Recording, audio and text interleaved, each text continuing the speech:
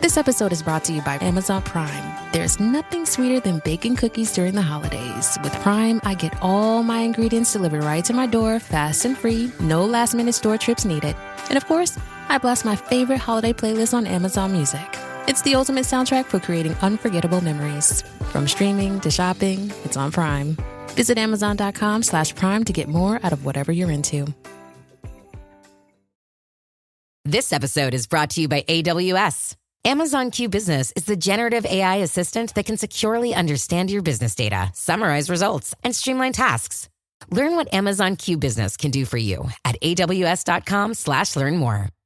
From Trifecta Fitness, we're proud to be Clarksville's new Get Fit headquarters. Trifecta Fitness is a state-of-the-art spin and strength training studio. Our spin studio is truly one of a kind in this area, complete with 20 state-of-the-art live fitness bikes and an incredible sound system. Our strength training is done in small groups of 6 or fewer, and all of our strength and spin classes are scalable for every level of experience. Come see us in the heart of Clarksville, just behind MAPCO at the corner of Old Trenton Road and Wilma Rudolph Boulevard. Call us for more info at 931-542-6265 or download our Trifecta Fitness app for a full list of upcoming classes.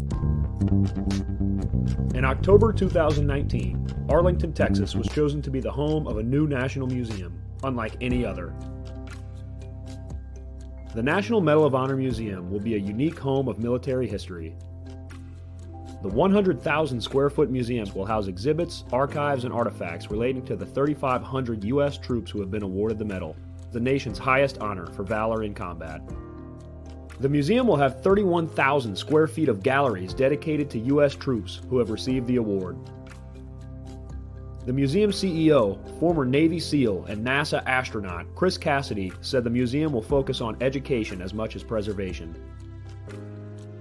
The building will have 5 areas dedicated to Medal of Honor winners from the Army, Marine Corps, Navy, Air Force, and Coast Guard. The main gallery will be located in a central plaza under a 25,000 square foot slab of steel, which will appear to be suspended in midair. It will be supported by 5 pillars. Black Rifle Coffee is a corporate sponsor of the museum, as are the Dallas Cowboys. The museum's board also includes over a dozen major corporations and 6 Medal of Honor recipients, including David Bellavia, Patrick Brady, and Britt Slabinski. Army Staff Sergeant Bellavia was awarded the medal for clearing an entire house by himself on November 10, 2004, as a squad leader in support of Operation Phantom Fury in Fallujah, Iraq. He killed 4 enemy fighters and wounded a 5th in close quarters battle. Army Major General Brady flew and coordinated the evacuation of 51 seriously wounded men during a firefight in Vietnam in January 1968. Slabinski, a Navy SEAL chief and team leader, led a rescue team of SEALs during Operation Anaconda in Afghanistan in March 2002. Slabinski and his team flew to a mountaintop ambush site to rescue Petty Officer First Class Neil Roberts, who had fallen from the back of a helicopter. Slabinski led the team through almost constant combat against an entrenched Taliban force. Along with the board members, former presidents Jimmy Carter, Bill Clinton, George W. Bush, and Barack Obama serve as honorary directors. The museum is expected to open to the public in late 2024. All right. Welcome back. MisFitNation. MisFitNation. The MisFitNation show. We are a show founded by a veteran and hosted by 2 veterans and a military spouse. Our mission is to get people to tell their stories to the world. If you're an author, share your tips with the MisFitNation. If you're a musician or an actor, our audience needs to know how they too can get into the business. Coaches, we love our coaches. Come on and share your tips with the MisFitNation to help them become better versions of themselves. If you are a corporate leader or an entrepreneur, come on and show how you did it and how hard you have fought for success. If you are a veteran, first responder, or Gold Star family, we would love to have you come on and share your story with the MisFitNation. We always have time for you. If you're feeling down, alone, or starting to see the darkness, stop. Think about those who are around you. You are not alone. You will be missed. If you feel like your problems will be a burden to those in your inner circle or feel embarrassed, dial 988. If you are a veteran, take option 1. We need you to keep pushing forward. Don't make a permanent solution to a temporary problem.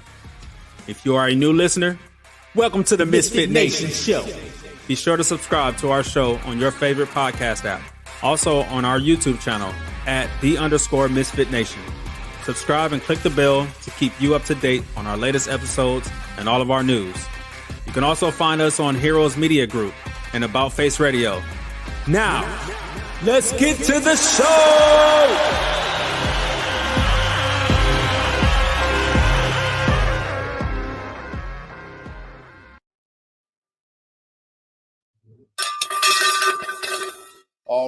All right. Welcome back to the Misfit Nation. It's our Sunday after dinner show.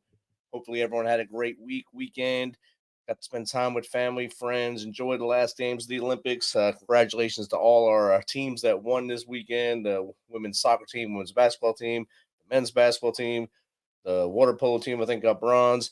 We racked up some medals the last couple of days. We got our first weightlifting gold, I think, ever this weekend. So good job to all the U.S. athletes that were out there for the last 2 weeks or so in Paris, giving it your all and wearing a USA on your chest.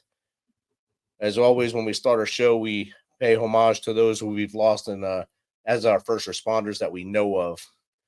This week, since the last show, there's 3 more that popped up on the database.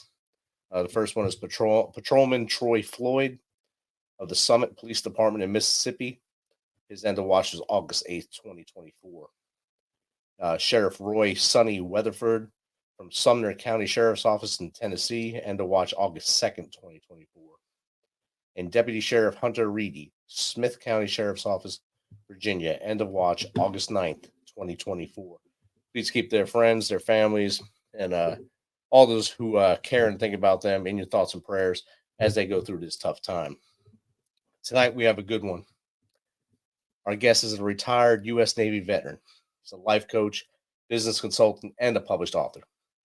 In alignment with his Native American heritage and spiritual gifts, he is also a seasoned holy man, spiritual advisor, and a healer.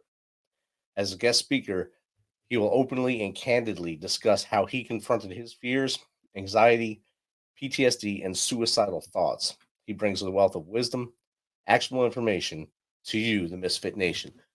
So without further ado, let's welcome D. Paul Fleming, U.S. Navy veteran, to the Misfit Nation. Welcome, D. Paul. Holy mackerel, Rich. With that kind of introduction, I got to get you to do Reveille for me every morning. Hell yeah. That would be a wake-up call and a half. I'll do my best.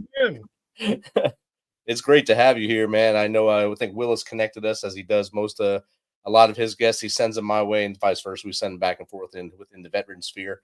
It's great to have you here. And a Navy vet, my brother served in the Navy. So we accept you guys here as well. So thank you for being here.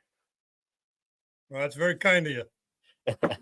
So, D. Paul, I gave basically less than 2 sentences about you right there. If you don't mind, tell us a little more about you from as far back as you want to go to your journey through the Navy to how we got here. Wow, what do we got, a midnight to 4 a.m. show going here?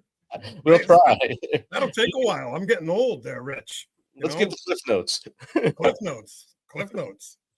So, first of all, thank you for that introduction. I hear someone like you kind of read off my bio, and I got to tell you, it's a little overwhelming. I almost think I'm a smart guy or something, right?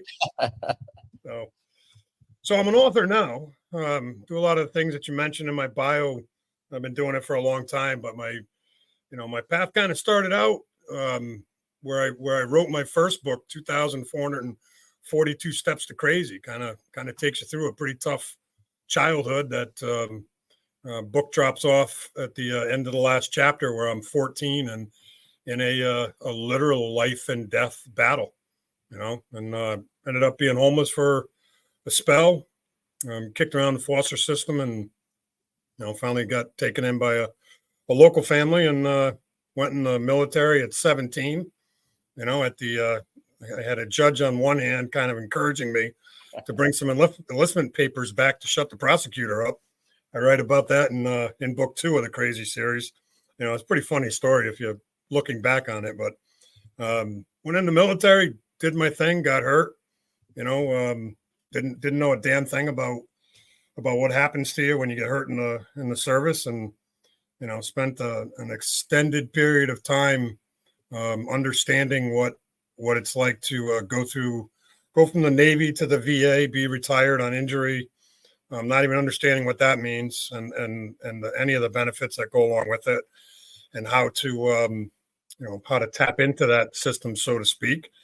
Dealing with PTSD, I didn't know I had PTSD, but in the late 80s, early 90s, I knew there was something wrong with me. And I said to my wife, I said, listen, man, you got to find somebody for me to talk to. And it's got to be a broad, because I ain't talking to no guy. That's way before VA was even, using the words PTSD or words PTSD. I'm an author, by the way, so kind of keep that in mind when I can't spell. But anyway, figured out there's something wrong with me. And then, 10, 15 years later, the VA said I had PTSD. I fought them cat and dog, right? Didn't want the label. Finally said, okay, great. How do we fix it? They said, you don't. I didn't accept that answer. And, eventually I found myself in a position of either I've got to finish this suicide thing or I've got to find peace. And, spoiler alert, you don't have to wait for one of my books. I chose finding peace. So, I'm not speaking to you as a ghost, right? You're not an avatar like Tupac and Coachella, so it's good. Right? It's a good song, that Tupac, that story of Tupac. Yes. So, I mean, like you said, it's not a spoiler alert. You're here. You were able to go forth with your life. You have the gifts. You said you had to do with the Native American heritage and spiritual gifts.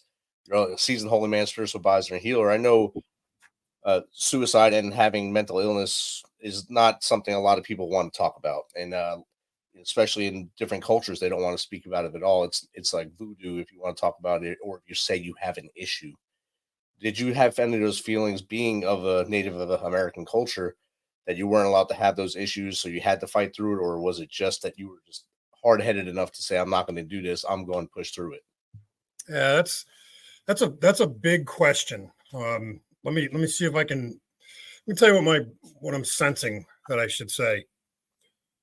As when I was a kid, I could see ghosts, I could see spirits, I could hear voices. Okay, and that stayed with me my whole life to this day.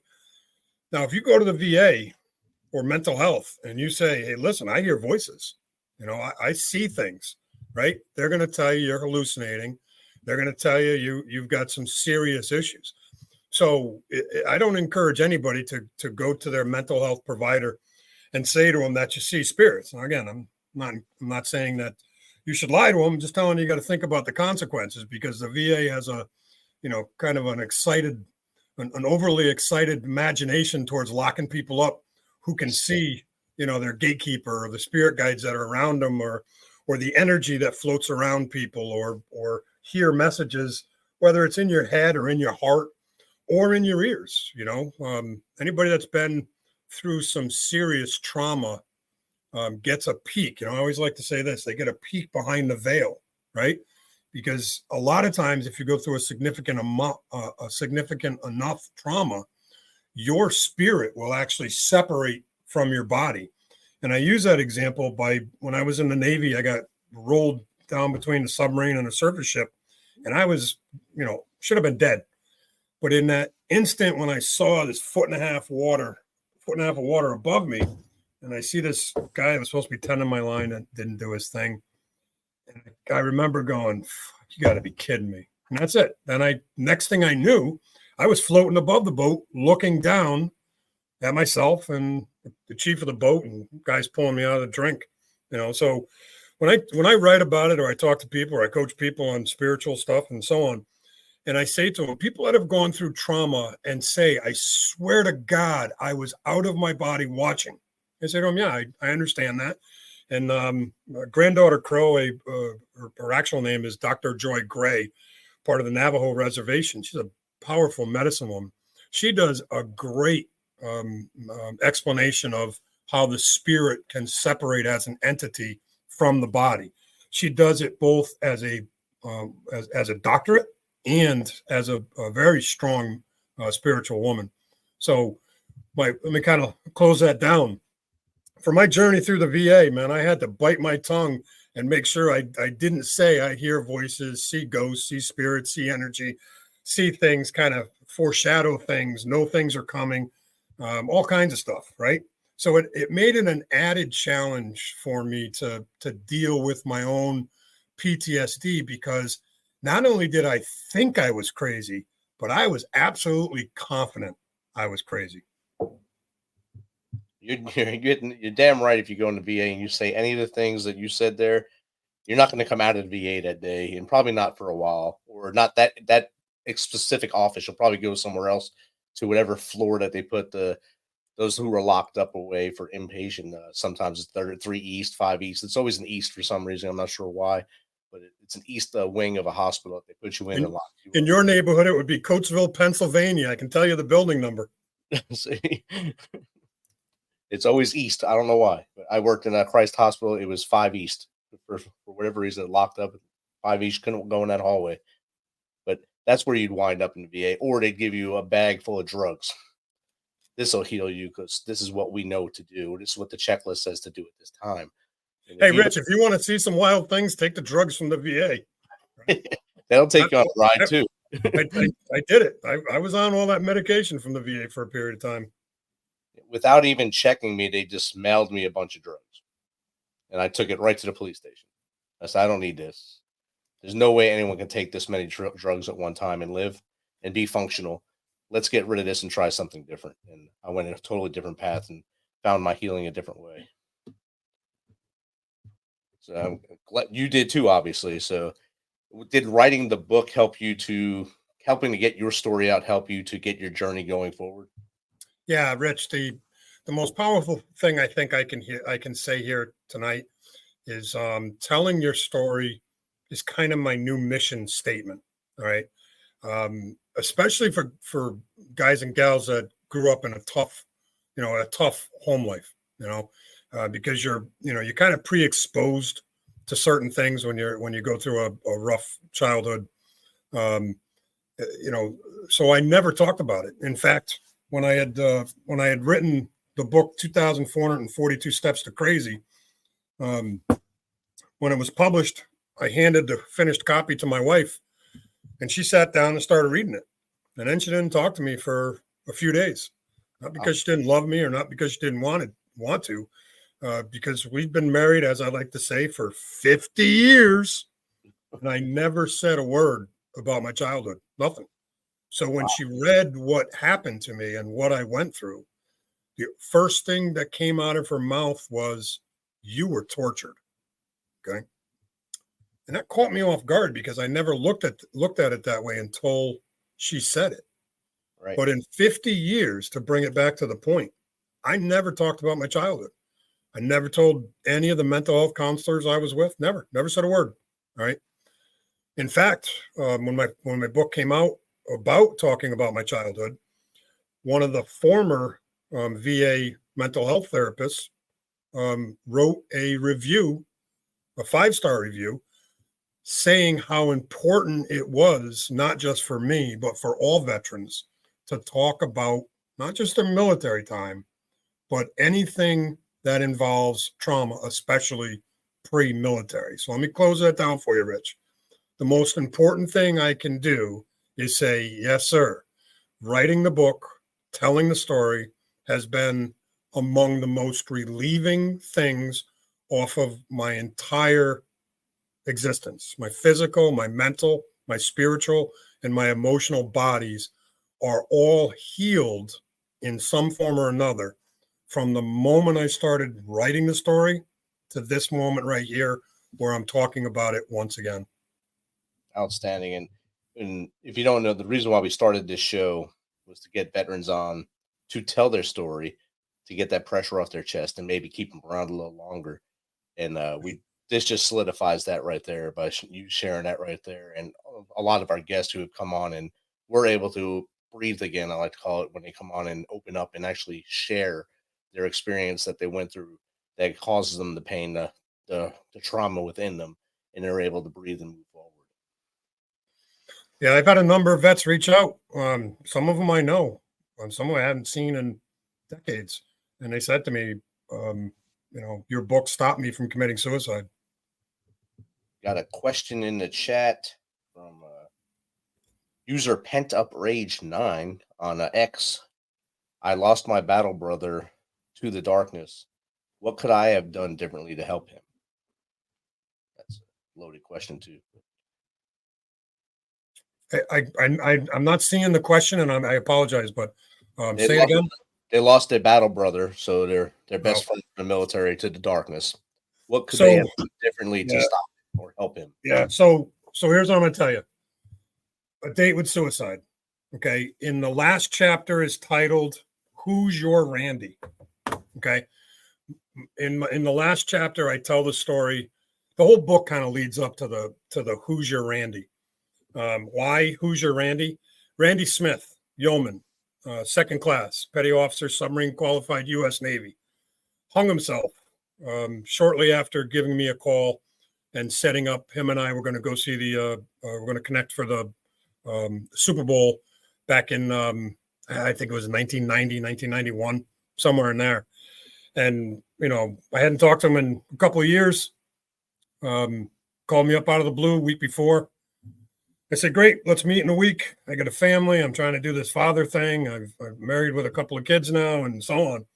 Anyway, called his house. A week later, this is back before cell phones and all the internet and all that.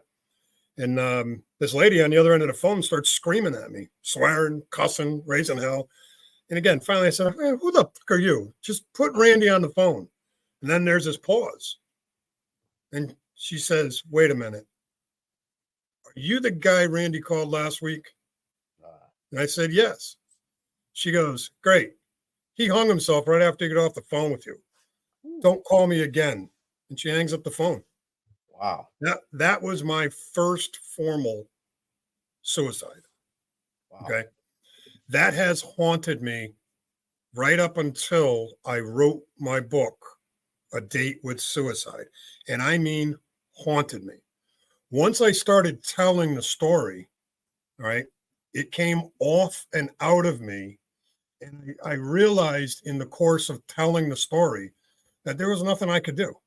It doesn't matter because, especially as veterans, the reason the title of the book is A Date with Suicide is because veterans have a habit of lining everything else up perfectly and then setting the date.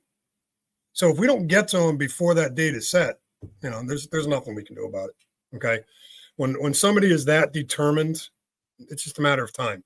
Okay. Now that people say that's a negative way to say it.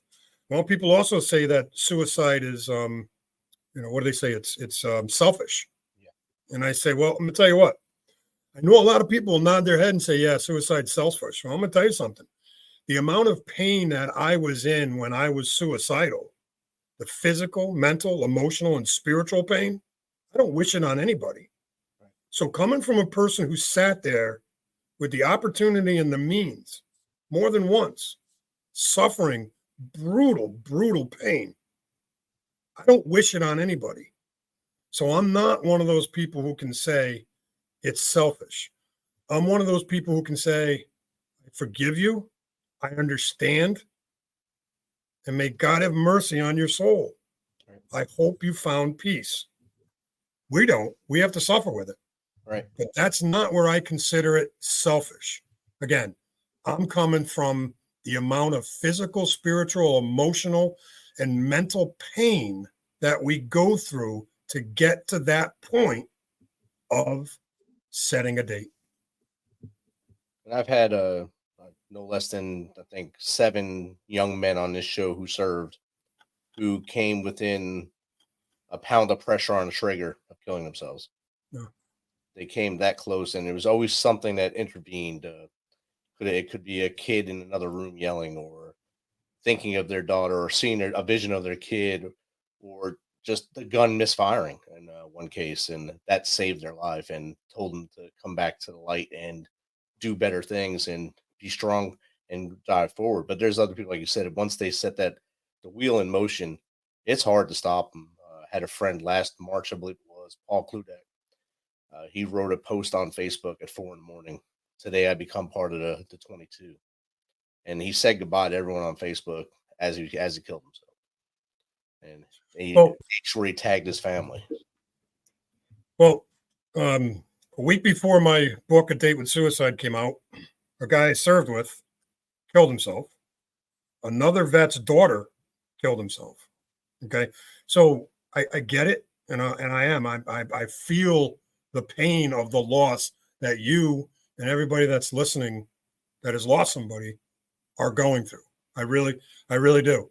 We can address this thing, but we have got to be the leaders in this and stand up and say, listen, man, I sat there, right? I was opportunity and means ready, right? And I saw the same things that you were talking about. Something, a misfire, a voice, a noise, a sound. Every one of those examples that you just said spiritually tell me that you were taken to, those people were all taken to that point and then shown a lot of the stuff that I see. A spirit guide, a ghost, a friendly hand of God, whatever you want to call it. Doesn't matter what religion you like or whether you believe in, something more, a divine being or not. When you have those kind of epiphanies, you kind of got to go, all right, now what's next? Well, let me tell you, let's band together, tell our stories, get the word out there to the rest of our fellow veterans, because there's something else going on here, Rich. You got to think about this for a moment. The latest statistics show, and again, this is from just one study that I've been able to find in the civilian community, 109 deaths per day, okay, in the civilian community. Now, my math, my statistics, and all my research shows that there's 50 plus veterans a day committing suicide. All right. Now, those numbers are easy to prove, and I'm not sure we're here to get into that right now. But let's just use the number of 50. And let's just say that there's 109 civilians committing suicide a day. Who's leading the pack here? Veterans are what, 1% of the population? Right. Okay. So if 110 veteran or non-veterans are committing suicide, who's leading the pack? Well, think about it. What does the rest of the United States do? For the most part, they follow what veterans do, right? If veterans can't handle life and we're killing ourselves, look, man, we're making it easy for the civilians. So am I trying to lay a guilt trip on myself and other veterans? Nope. I'm simply saying what we do, they are following. We are already in a pandemic, but the rest of the civilian community is well on its way to a pandemic. And now here's the sad effing part. Once there's 200, 250, 500, whatever the number is, civilian suicides a day, that's when somebody's going to start paying attention. And you watch what happens. Mark this tape, guys. The U.S. Congress is going to turn around and say, well, what are the veterans doing? How are they trying to solve the suicide problem? And that's when we're going to shine a light on what has happened to our community. Just got a message from someone on Twitter, another one on Twitter from A Tang for you. They said that you said the number is 109 civilians a day, thereabout, that are losing That's their from battle. one study that I've been able to find. But even with that number, in that number, A Tang is saying that there's probably veterans included in that number that don't identify as veterans or not known as veterans when it happens. Yeah, I was very careful to check the study because I don't want to tip the hand on the study because there's a lot of work they're still doing on it. But there's only one study that I've been able to find. And to the best of my knowledge, you may be right, but I believe they did a decent job in weeding out veterans. Okay. Now, if you want to talk about the VA in 22, and then they claim it was 17 and so on. Look at Operation Deep Dive. Christine's At Ease Veterans Magazine puts it out every quarter. Okay.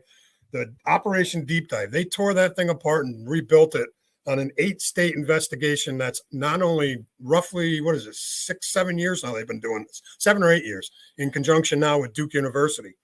They show that the number of 17 to 22 is 2.4 times off its kilter. More importantly, what veterans need to understand, that let's just say the VA is saying it's 22 a day. Let's just say it, okay? The VA only takes care of 30 to maximum 35% of the entire veterans population. Yep. So if you're not plugged into that 30, 35% of the population, you're not being counted.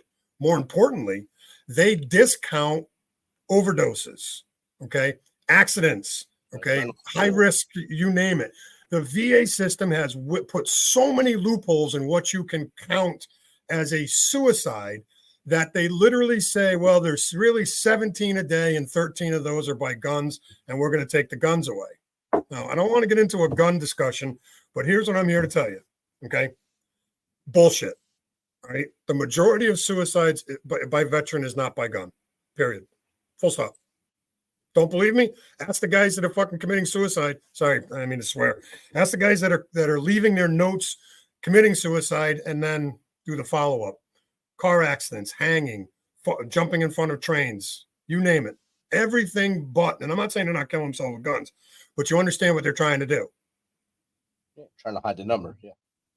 Hide the number and blame it on guns so they can take the guns away from veterans, which is counterproductive because if you go into lockup at VA voluntarily, you say, listen, I need help. And I encourage you to say, I need help. First thing you're going to do is take your guns away for 6 months. Yep. And they'll ask you how many you have. So. That's right. Yep. And where they're stored. That's right. They know the check mark questions to ask you and how to get to your house. So they're already on that. The number, like you said, it's at least 44 a day for many studies I've read, and it's 44 a day counting the real non-traditional understood suicide methods. So if you count like all the things you were saying, adrenaline kills are a lot of it. A lot of guys and gals come back that were coming back from war, and a lot of the number is Vietnam veterans too that are still battling with the demons that they never got taken care of, and they do things that are, well, let me drive my car off this cliff, or drive this car as fast as I can around this curve, and it's not going to make it, or go do this X, Y, and Z, and bad things occur. And that will never be counted unless there is a note saying, I am a veteran and I'm committing suicide. Yeah, how many veterans, have died from insulin overdose? I have no idea. Oh, I do. Yeah. I do. I have veterans flat out tell me I've tried. Wow. Okay, they won't tell the VA, but they've attempted suicide by insulin. Wow. Period. Okay. Well, I'll do you one better. I got a friend of mine who recently came to me and said, I got to tell you something. I'm gonna leave it at that because I don't want to break confidence. Right. I just seen I think it was a documentary on the insulin overdose. It was that one of those roommate murderer things, and that's how she was trying to kill her, doing insulin shots into her. At night, she'd fill her with insulin to try to kill her, and that's a horrible way to go. How many veterans have died by alcohol poisoning? A ton. Yes. Okay, let me ask you a question. Listen, veterans know how to drink. They know how much to drink, right? They also know how much to drink to kill themselves. So you're not going to pull any wool over my eyes by saying, out of the blue, a veteran went from drinking 2/5 of scotch a night to 5 in one night, and he wasn't trying to kill himself? Come on, man. He wasn't trying to end something. Yes. Right? It's usually him or herself. You know how much you need to drink to get to that point you're at, right? Definitely. When you double it or triple it, that was attempted suicide, if not suicide. You're attempting to do harm to yourself at that point. For whatever reason in your mind, that's the best way. Also a horrible way to go. So where do you see, I know Date with Suicide, great read, 2442 Steps to Crazy. The beginning is the story of you. And now, I mean, you said 50 years of marriage. Your profile says 4 decades. I'll give you the 50. 6 children, 9 grandchildren. I'm sure you got some pets there too. You got a lot of stuff going on. What is your next steps? What are you going to do next to push this platform to help us lead our brothers and sisters out of that darkness and into the light? Yeah. So again, the more we can get on. Yeah. I'm sorry. So we can't do it alone. So. Yeah, listen, we got to get the message out. I would be a very happy man if I could just disappear into the woods and never be heard from again and live another. My wife wants me to stick around for another 20, 30 years. Can you imagine that? Right? That's a twofold thing, though. You know what I'm saying? I mean, oh my Jesus, oh my God, right? I'm already collecting my AARP checks, right? This wants me to know 20, 30 years. He said, I'd be happy to do that in the middle of nowhere, sitting in nature and banging on my native drum and listening to the wind, right? Yeah, well, that's not the mission that God sent me out for. So anybody and everybody that wants to put me on their podcast, put me on their radio show, television program, whatever it takes to get this message out there. I've got a unique gift of being able to tell the story, and an even uniquer gift in doing it with some amazing facts while throwing in as much humor as I can, right? Trying to lighten up one of the toughest discussions we're ever going to have, if not the toughest discussion, which is what? Talking about ourselves. When are we going to start talking about ourselves, right? Well, that's what we need to do. We need to start telling our stories. So I'm going to say it to you like this. What I'm trying to do is I'm trying to figure out, how do we get all the veterans post-World War II to learn from the veterans that came back from World War II?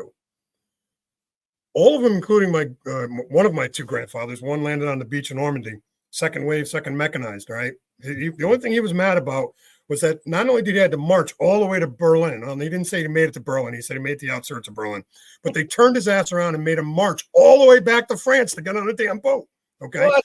That's what he was pissed off about. But what he said was, and what I've listened to a few other points of view from our World War II vets, not a lot of them left, and I write about my grandfather, one of my grandfathers in A Date with Suicide. Yeah, it's a great story about him. They spent, a month, 2 months, 3 months getting on a boat and then cruising back here. And what did they do? They talked to each other. They were surrounded by people, by fellow vets from Army, still in the military, right? Yeah. That did what? Spent 1, 2, 3 months transiting back to this country and talking out what happened to them. The hell else are they going to talk about? The broads? Well, there ain't no broads on these boats, right? As my grandfather would say. Okay? No, there was nothing to do. It was us. We were telling war stories. We were telling our war stories, as he says.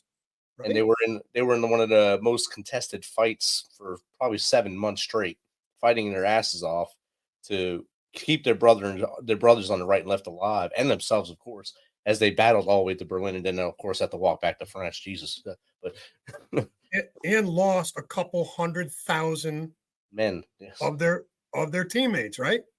Okay, so my point is that if that helped them overcome what we're facing, and you look at post-World War II, especially Vietnam, because nobody talks about Korea, and that's sad, but we don't forget about it. It's just no Korean vets really pop up anywhere.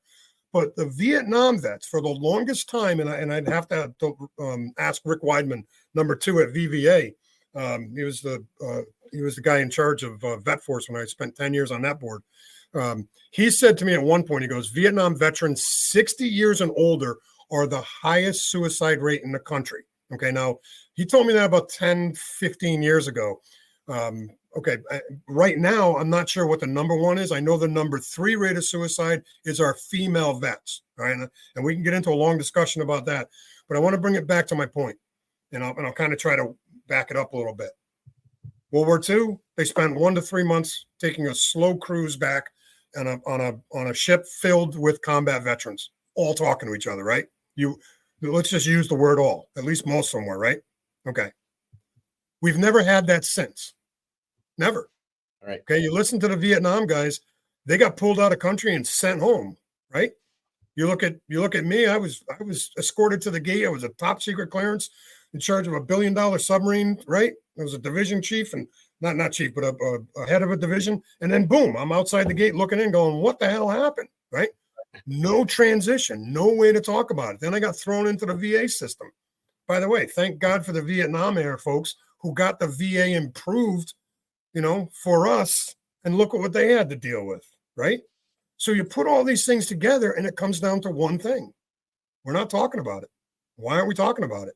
Because there's no time, there's no space, and there's nobody standing up and saying, look, man, it's okay to talk about it.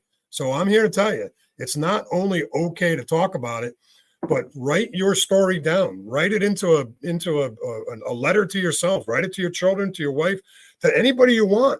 You don't have to publish a book, but if you want to get it published, reach out and talk to me. All right. Don Dunn, he wrote one of the best books I've ever read. If you look at mine, listen, these things are borderline novels. This one is a novel. Okay. But his book is a 3/16 of an inch thick, and the chapters are 3 pages long, if that. And he is so on point with his whole life. from enlistment to present day. He hits it in very, very basic terms. It is one of the most powerful books I've ever read. So if you want to understand what I'm talking about the basics of telling your story, grab Don Dunn's book. Rich, you got to put that up there for him. I don't have it in front of me. I think I left it upstairs. I'm trying to look for it here. Don Dunn. I can't remember the damn title of it. Too busy telling you all my titles, right? I had him on the show too. Great dude, man. Yeah. Great dude. 20-something years. Yeah, real good dude. It's not Echoes of War, is it? Yes. Yes. Yes. You can get it on Amazon. I've been pumping that book as hard as I can. It is a great book for not just veterans, but any family members, especially spouses. Okay. And again, the books that I write, more non-veterans read the books that I write than veterans. Right. I've had so many mental health professionals, kids, wives, spouses reach out and say, I have an understanding now of what my husband, my father is going through or went through because of what I put in writing. Yep. See that? And it helps. You help one, reach one, teach one. We always say here all the time. And if that helps, it helps that one person, and that one person may help others as they go forward with the lessons learned. I just shared the link to Donald Dunn's Echoes of War in the chat, so it should go up on all of our social media accounts at this time. So you should be able to reach out and grab that. It's only $5. It's probably a pretty good $5 investment right there. It is. It is. By the way, I hope you're plugging my book over there, Richard. Don't make me fly a drone over your house. I'll take it out, but I will plug yours here in a second. I have all your links are in the actual. Hey, you're not supposed to tell anybody you got rocket launchers in your backyard. People think that anyway. So I don't start the story. I just go with it. Sounds right. Sounds right. Sure.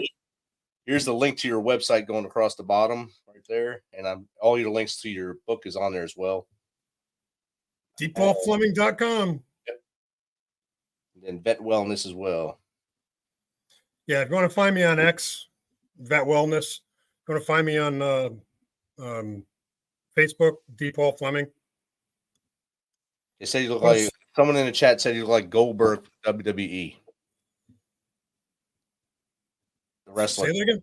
They said you look like Goldberg from WWE. Someone in the chat just said that. Well, at least you didn't say I look like the girl that Randy Macho Man Savage used to date. So, okay. You know that. I'll take anything but that. You got Goldberg. That's a step up. They gave you some props then. Cool. Let's see your book page. I'm not sure why that didn't load. Here we go. Get that up there for the audience.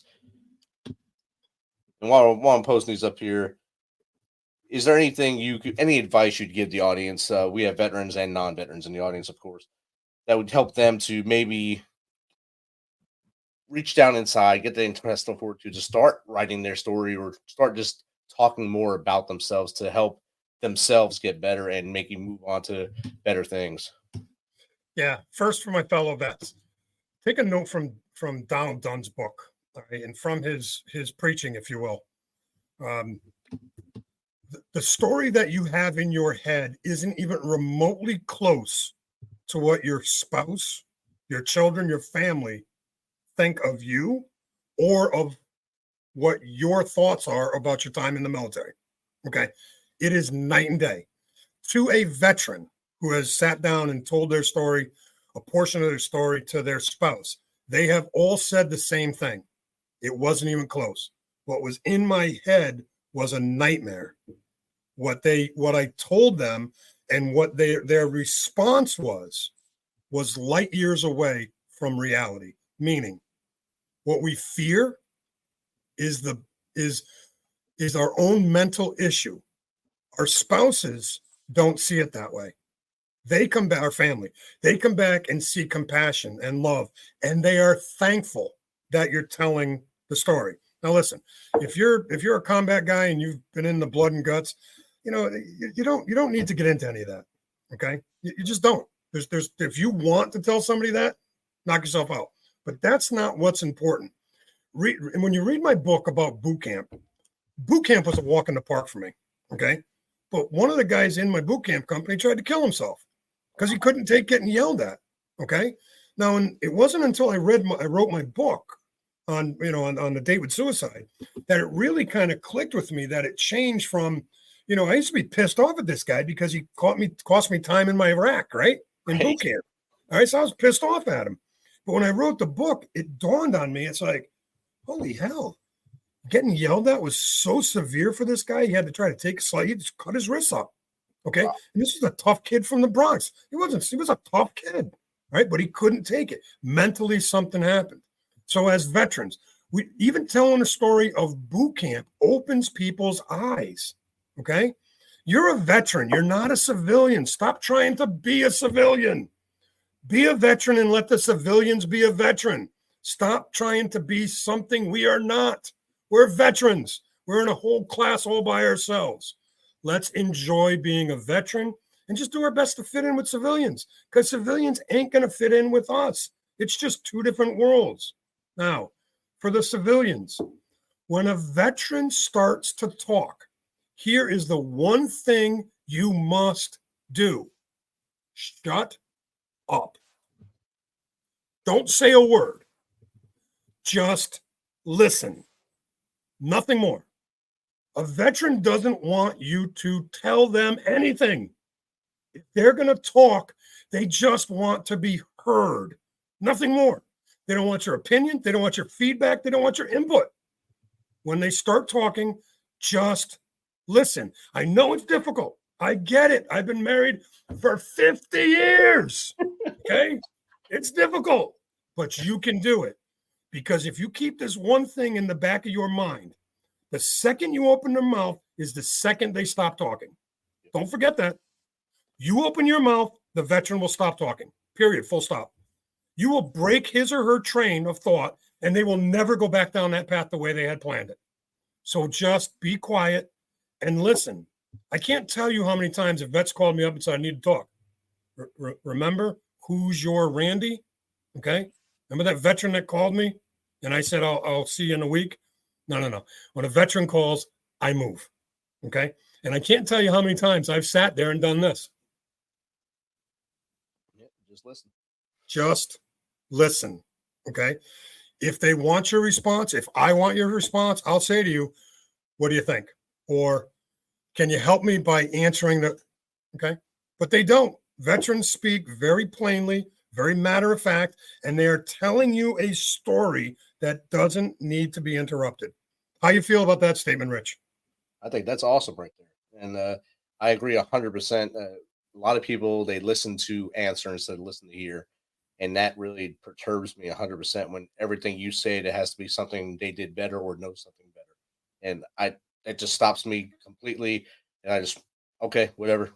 I'm going to go do something else now. Because like you said, your train of thought's gone and I'm done with the game at that point. Listen to answer. What was the other thing you said? You should not listen. They don't listen to hear. They listen to answer. Yeah, you're right. I love that. Listen to hear. Yeah, I'm gonna steal that from you. Do I have your permission? Yes, sir. Yes, sir. Okay, you got to stop listening to answer. You got to listen to hear. Yes. And that I think that once everyone starts practicing that, we'll all understand what everyone's saying. It might stop some other problems that are going. Not all problems can be stopped by that, but maybe some will be stopped. See, if we can, once we can get this on a roll, I know it's not only going to help our fellow veterans, but I'm going to say this quietly so that any spouses listening don't hear, okay? It's also a tricky way to get your wife to stop talking when you're trying to tell her something. Okay, say, I've got to tell you something about my time in the military. Ready? And they go, remember the rules, right? You can't answer, you can't talk. You just have to listen. Then you can get your whole whatever it is you had to say, and okay, without worrying about it being interrupted. All right, yeah, I like that one. I like that one, baby. That'll be our first win in a long time, gentlemen. So there you go. Remember Tim Allen and the Tool Man when Al would break out the sign that you can send your complaints to Al. Send your complaints to Rich if you don't like what I said to all the military spouses out there. It's all my fault. Thank you, guys. DePaul, you also told the audience if they want to get into publishing to contact you, what's the best way to contact you? Is it through the website or is it your email? Yeah, you can get me through the website. It comes to the same thing. It comes to my email. But if you want to reach out to me, you can hit me up at dpaul@blackhawkbooks.com. You can send me a message on Vet Wellness or D. Paul Fleming on Facebook. But if you want to hit me directly, email is dpaul@blackhawkbooks.com. I just put that in the chat, everyone, so you can copy and paste that, put it in your to-do list. So when you are writing your story or writing anything and you want to get published, you can talk to D. Paul and they'll tell you the right direction to go or what you need to do to help yourself out in that situation. Yeah, we're working on my wife does a lot of the legwork here, but we've been reaching out to a number of the bookstores, and right now a couple of the Barnes and Nobles and some of the other ones are putting a little section aside for veterans books. Okay, nice. So that actually started with Bob Dunn. He's the one that kind of planted that seed and got me motivated to start helping veterans. Not just get it published, but self-publishing. Again, it's a nightmare when you're figuring it out. But once I figured it out, it's pretty easy. Okay, but what I'm trying to say is we're working behind the scenes to get veterans' stories on the shelves in bookstores in its own section. So if you guys know the Navy SEAL who wrote he writes under Jack Carr, right? And you guys know him, all right? He's got his book deal and his movie deal. It's not Reacher, is it? Whichever series was based on his books. We got to get him to back us up and get these bookstores to put his vet, as a vet in our section, right? There's 10 different vets that Donald Dunn has put together their books, and we're kind of working behind the scenes to do something to get them all in the bookstores. But there's 50 more veterans that are writing books right now, and I'm working hard. The point behind starting Black Hawk Books was that would be the focal point for veterans to kind of put all of their books in one website, so that any veteran, any non-veteran can go there, but it's a veterans kind of clearinghouse. So everybody can put their book on one site, and then we can kind of try and push them into the shelves on independent bookstores and Barnes and Nobles, which is great now because Barnes and Noble changed their policy to let the individual store managers pick and choose what they want to put on their shelves, and that happens through Ingram Sparks. Long story, but I know how to get it done. All right. I published through Ingram Sparks my second book, Out of the Darkness. My first book, 13-Step Guide to Success. I just did it all on Amazon, so I learned a little bit from doing Amazon and went to Ingram Spark the second time. And my sister-in-law is a manager at Barnes & Noble in New Jersey, so maybe I can get her to nudge, wink, wink, get my book in there. Is she anywhere near Cherry Hill? She's in Clifton, I believe. My brother will chime in here in a second. Clifton? Is that Haddonfield, Cherry Hill, where the old horse track was? No. She's North Jersey. North Jersey? Yeah, Cherry Hill. The Sopranos. She's hanging out with the Sopranos. Yeah, a lot of that was filmed right where they live. So. Hey, what am I telling you, huh?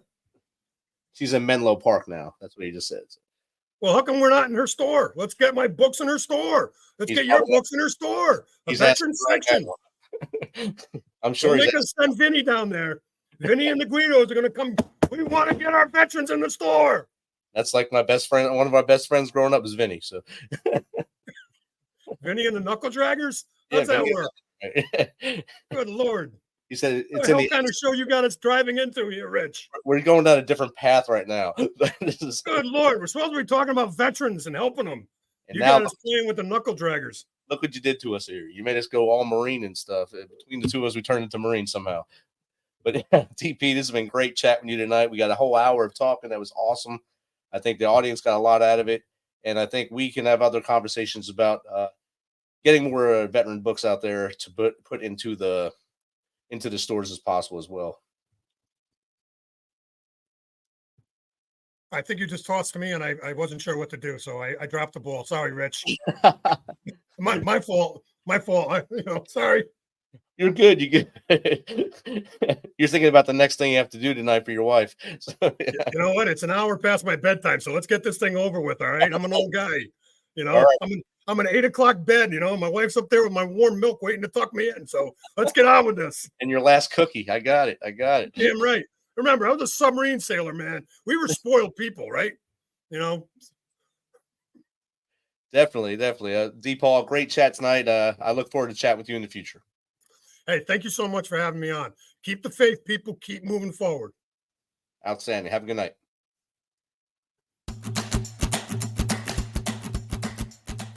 This message is from the U.S. Department of Veterans Affairs. Did you serve in the military? If so, you can obtain a free lifetime pass to more than 2,000 federal recreation sites. These sites are located across more than 400 million acres of public lands, including national parks, wildlife refuges, and forests. The lands host activities to fit any lifestyle: hiking, biking, fishing, camping, and much more. Gold Star families are also eligible for these free lifetime passes.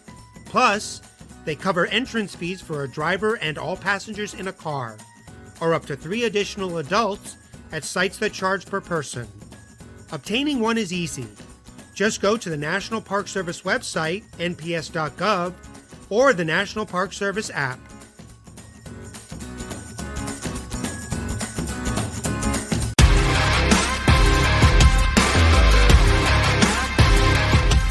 Thanks for checking us out and being a part of the Misfit Nation show. Don't forget to visit our website at themisfitnation.com. That's themisfitnation.com. Check out all our past episodes and get some of the great Misfit Nation gear for you and your family. As always, be humble, stay hungry, and keep hustling, because we are Misfit Nation. Misfit Nation.